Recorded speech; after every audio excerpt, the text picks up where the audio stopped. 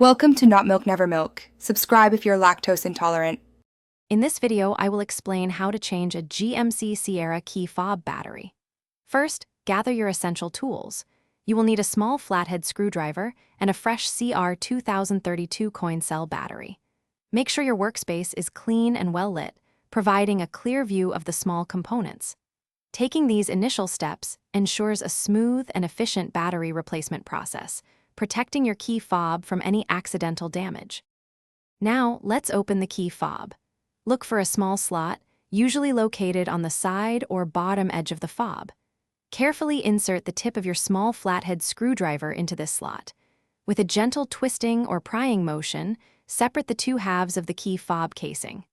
Be patient and avoid excessive force to prevent damaging the plastic tabs or the internal electronics. With the key fob open, it's time to replace the battery. First, observe how the old battery is positioned.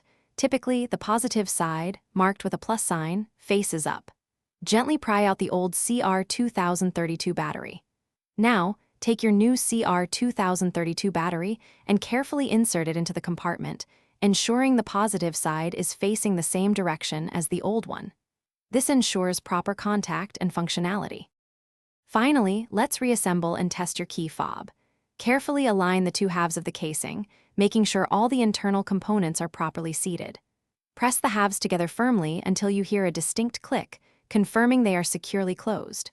Test the key fob's functions, like locking and unlocking your vehicle, to ensure everything works correctly. Also, remember to check the description for a link to bring your space to life with the Echo Dot smart speaker, as well as other fantastic deals. Thanks for watching. If this was helpful, leave a like and consider subscribing. See you next time.